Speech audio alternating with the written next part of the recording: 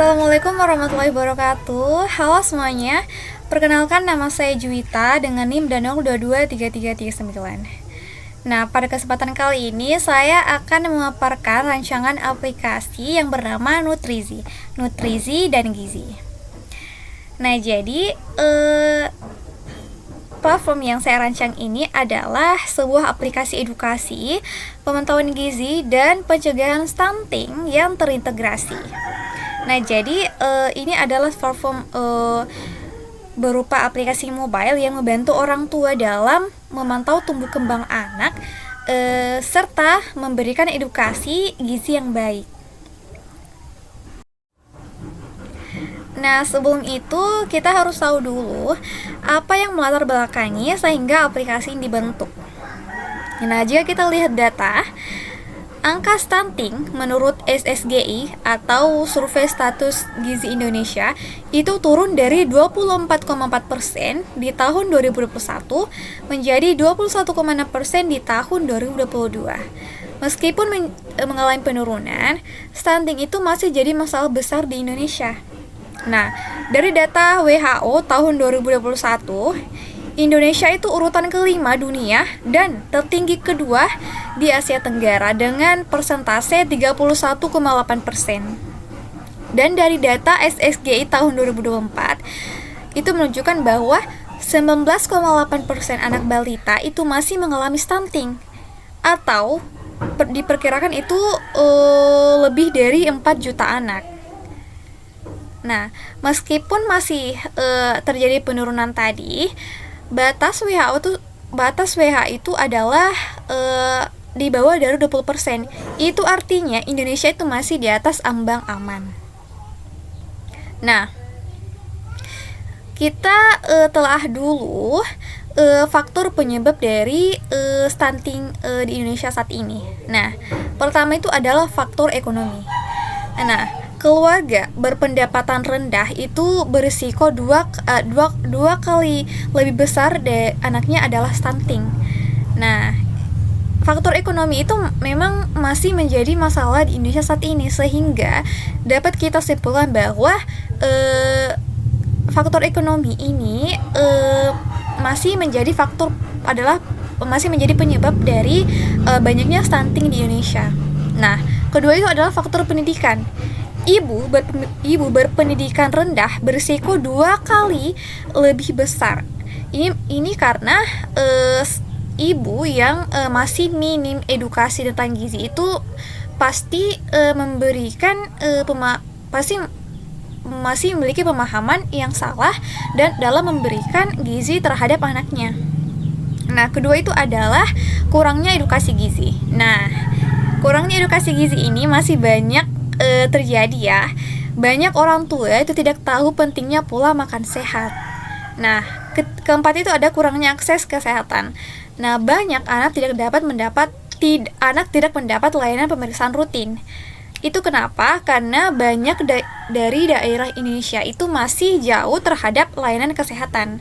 Nah, sehingga kurangnya akses kesehatan ini masih menjadi penyebab dalam stunting di Indonesia. Nah, terakhir itu adalah pernikahan dini. Nah, pernikahan dini itu adalah sekarang itu lagi marak-maraknya. Kenapa? Karena remaja putri yang hamil muda itu berisiko melahirkan anak stunting. Di Indonesia saat ini itu sebenarnya pernikahan dini itu masih persentasenya itu masih tinggi, sehingga ini akan menjadi faktor tinggi penyebab dari stunting di Indonesia saat ini. Jadi karena itulah sebuah sistem aplikasi yang bernama Nutrizi itu dibentuk di mana aplikasi ini akan nanti menyediakan laporan gizi terbaru yang terintegrasi dengan EPPGM atau data pusat anak.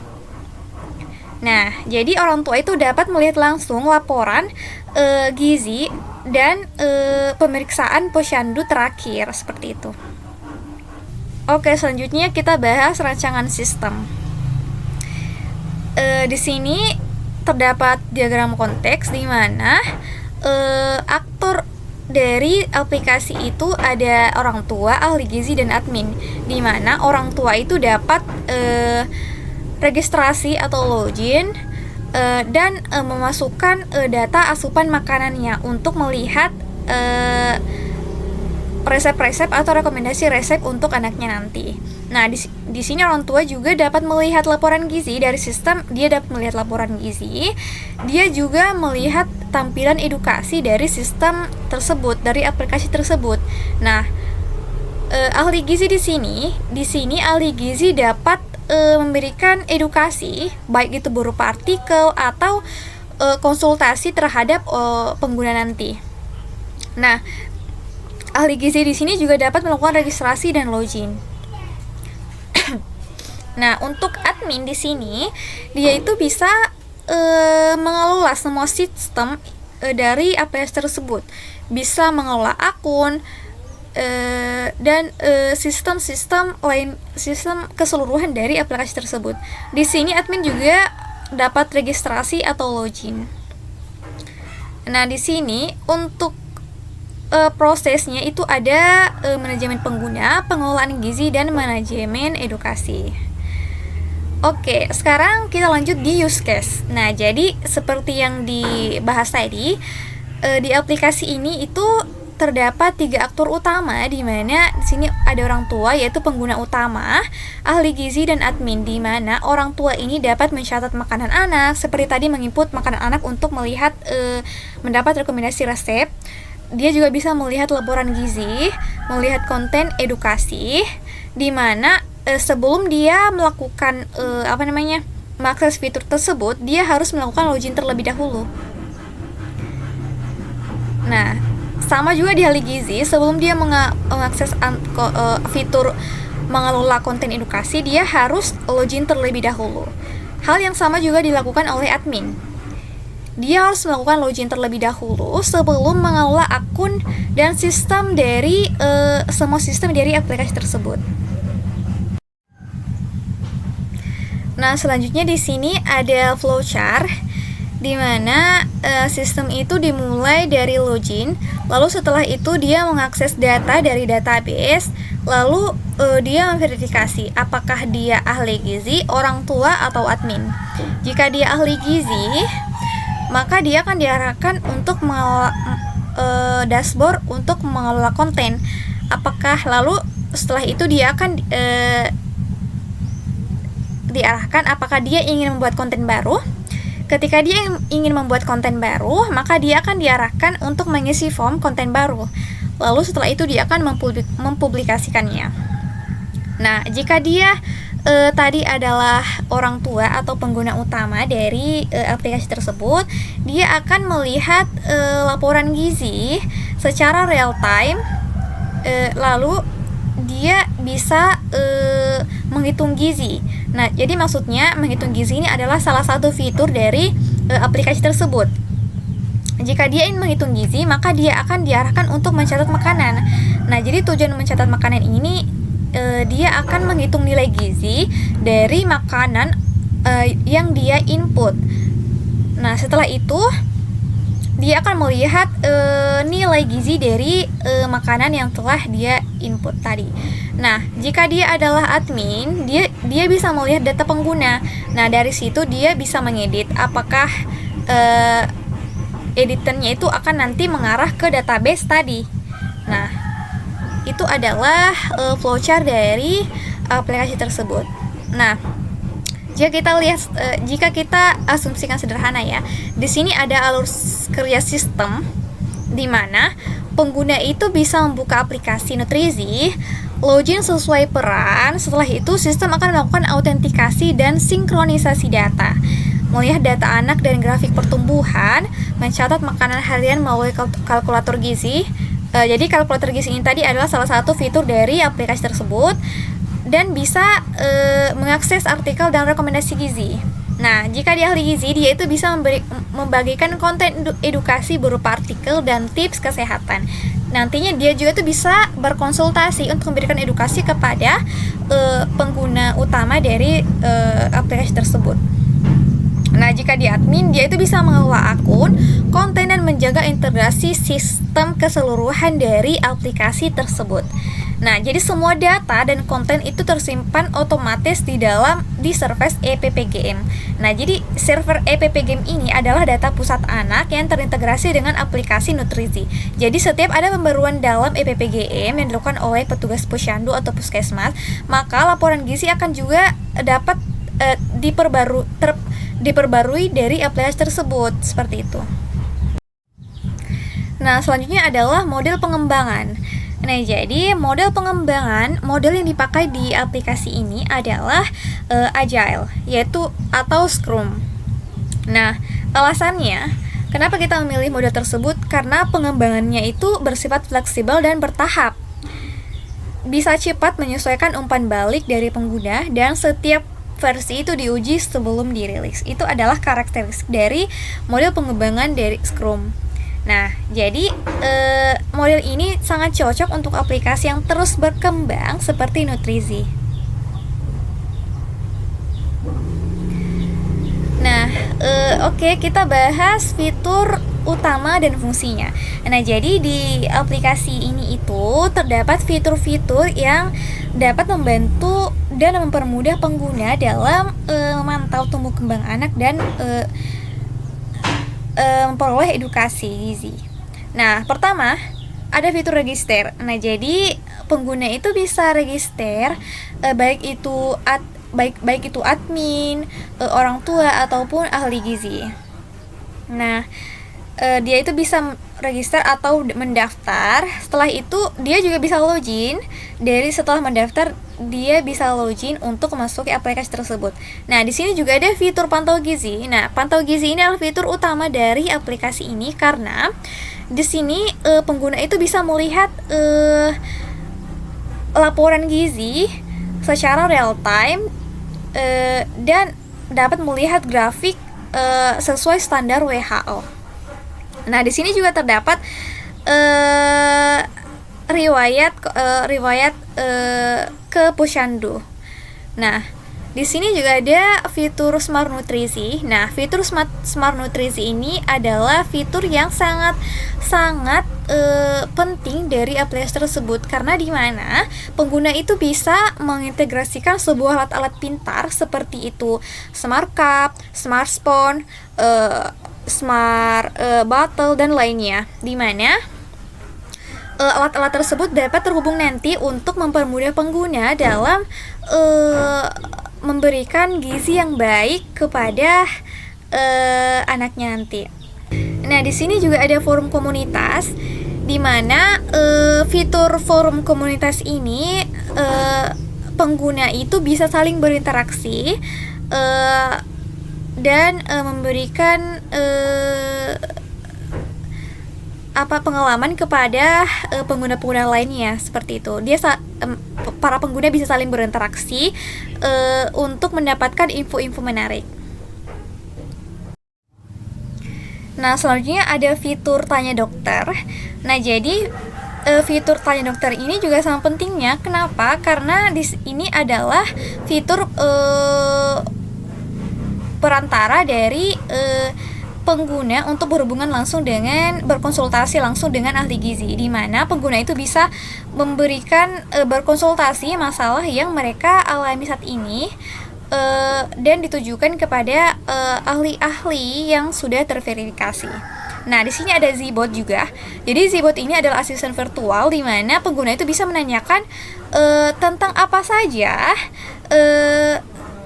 yang ingin pengguna itu ketahui. Entah itu cara penggunaan aplikasi dan lain-lain. Nah, selanjutnya itu ada Zpeta. Nah, jadi Zpeta ini adalah sebuah fitur yang sangat penting juga ya, karena pengguna itu bisa melihat lokasi terdekat dari puskesmas atau posyandu, sehingga fitur ini sangat membantu pengguna dalam mencari puskesmas atau posyandu dalam jarak yang dekat, seperti itu, lokasi yang terdekat. Nah, selanjutnya ada kalkulator gizi. Nah, jadi kalkulator gizi ini adalah sebuah fitur yang dimana pengguna itu bisa menginput makanan untuk sistemnya nanti itu akan menghitung makanan tersebut, menghitung nilai gizi dari makanan tersebut. Apakah makanan tersebut mengandung karbohidrat, protein, lemak, atau kalori.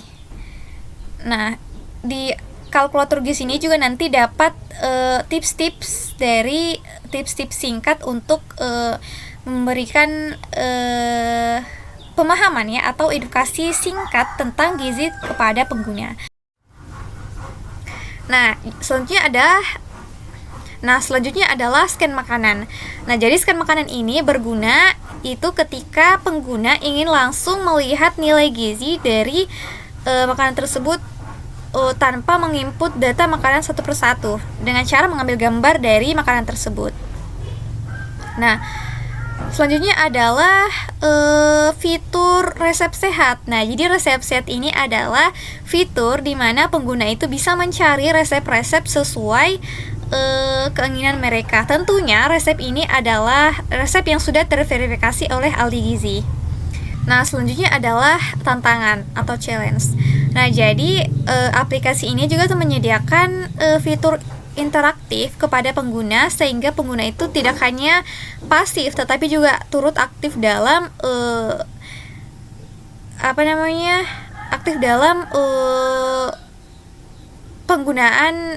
menggunakan aplikasi tersebut. Nah, selanjutnya ini ada spesifikasi sistem atau system specification, di mana spesifikasi ini membahas 3 hal, yaitu fungsional, non-fungsional, dan teknis. Nah, untuk fungsionalnya itu maksudnya apa saja dilakukan oleh sistem, yaitu pertama di sistem itu bisa melakukan autentikasi, login, dan registrasi. Sistem juga mensinkronkan data anak dari pusat data anak tadi, yaitu EPPGM, secara real time. Ada juga kalkulator gizi, dia itu salah satu fitur dari fitur yang sudah kita sebutkan. Ada juga laporan dan grafik gizi. Nah, jadi grafik gizi tadi ini sudah sesuai dengan standar WHO. Ada juga edukasi dan artikel gizi. Nah, non-fungsionalnya di sini itu ada keamanan dan privasi data. Jadi sistem itu sudah menjamin keamanan dan privasi data pengguna. Ada juga mudah digunakan. Nah, jadi tentu saja aplikasi ini tuh sifatnya adalah mudah digunakan, yaitu bisa memberikan kenyamanan pengguna untuk menggunakan aplikasi tersebut. Nah, di sini juga respon cepat dan stabil. Jadi performansi cepatnya ini, jadi responnya ini sangat cepat dan stabil dalam aplikasi tersebut. Nah, di sini juga ada terintegrasi. Nah, jadi terintegrasi ini adalah poin penting ya, poin utama dari aplikasi tersebut, karena sudah kita bahas tadi, data itu sudah terintegrasi langsung dari pusat, yaitu EPPGM. Jadi data itu diperbarui secara real time. Ketika data itu dimasukkan ke EPPGM, maka laporan gizi itu juga langsung tampil dalam aplikasi tersebut. Nah, untuk teknisnya sendiri, itu platformnya itu adalah bersifat aplikasi mobile. Nah, untuk pengembangannya itu kami menggunakan Android Studio, dan untuk penyimpanannya atau database-nya itu yang digunakan adalah Firebase atau MySQL. Nah, untuk servernya yaitu cloud server untuk sinkronisasi data langsung yang terjadi secara real time tadi ya, seperti itu. Nah, berikutnya adalah proses validasi perangkat lunak. Nah, jadi validasi yang kita gunakan di sini adalah prototyping. Jadi desain diuji ke calon pengguna atau orang tua atau ahli gizi tadi ya, atau petugas gizi tadi, dan kita akan melihat revisi berdasarkan masukan si pengguna. Nah, untuk proses pengujiannya kami itu menggunakan black box testing, yaitu pengujian berdasarkan fungsi fitur dengan fokus pada input dan output. Nah, Kita lihat di sini ada fitur registrasi di mana tujuannya itu adalah untuk memastikan pengguna dapat masuk dan membuat akun baru. Nah, skenario-nya itu seperti input data benar pasti berhasil masuk. Tapi jika input data salah itu akan muncul pesan error. Nah, pada fitur pantau gizi yaitu menampilkan grafik dan status gizi anak dari data EPP Game atau data pusat anak. Nah, jadi jika data itu tersedia, maka sistem itu akan menampilkan grafik. Tapi jika data itu tidak tersedia atau kosong, maka pesan itu terdapat pesan belum ada data. Nah, selanjutnya adalah fitur Smart Nutrisi, di mana fitur ini untuk memastikan alat pintar terhubung dan mengirim data ke aplikasi. Nah, jadi jika perangkat terhubung, maka data akan tampil. Tapi jika tidak terhubung, maka pesan koneksi akan gagal. Seperti itu. Nah, lanjut untuk fitur selanjutnya itu ada forum komunitas, di mana fitur ini untuk menguji interaksi antar pengguna. Nah, jika pengguna memosting, maka akan muncul di forum. Dan jika komentar dikirim, akan tampil di kolom. Jika pengguna tidak memosting dan tidak dikirim, maka tidak akan muncul juga di forum atau di kolom tadi. Nah, selanjutnya adalah fitur scan makanan. Nah, jadi fitur ini untuk menguji fungsi pemindaian makanan atau barcode. Nah, jadi jika scan berhasil, maka akan tampil nilai gizi. Tetapi jika scan itu gagal, maka pesan tidak ditemukan. Terdapat pesan tidak ditemukan. Nah, selanjutnya di sini ada si peta, yaitu untuk memastikan lokasi terdekat tampil sesuai GPS. Nah, jika akses itu lokasi aktif, maka akan tampil daftar lokasi. Tetapi jika lokasinya ini mati, maka pesan itu terdapat pesan aktifkan GPS. Nah, selanjutnya adalah Zbot. Nah, jadi Zbot ini untuk menguji chatbot membantu pengguna. Nah, jika pertanyaan sesuai, maka akan tampil jawaban. Tetapi jika pertanyaannya tidak sesuai atau tidak dikenal, maka akan terdapat pesan bantuan umum.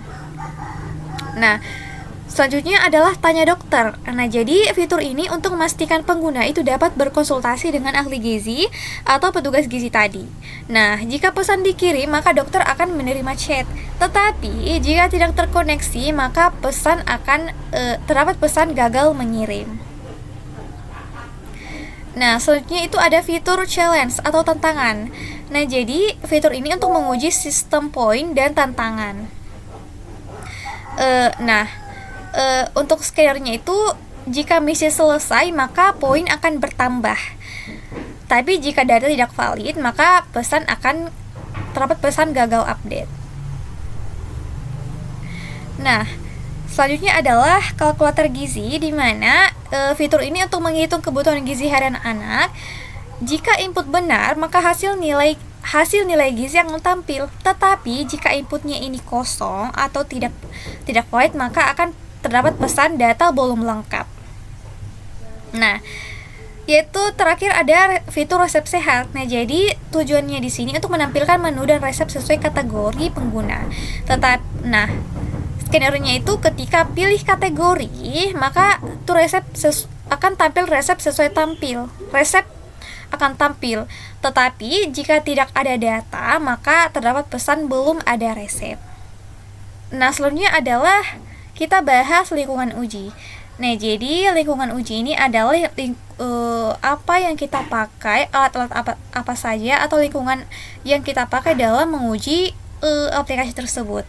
Nah, pertama itu ada perangkat keras, smartphone Android, yaitu RAM-nya itu di atas 3 GB dan menggunakan laptop Windows 10 atau 11. Nah, untuk sistem operasinya kami menggunakan Android 10 ke atas. Dan untuk database-nya itu kami menggunakan Firebase utama atau MySQL untuk sebagai backup. Nah, untuk tools-nya kami menggunakan Android Studio, Figma, Draw.io, dan GitHub.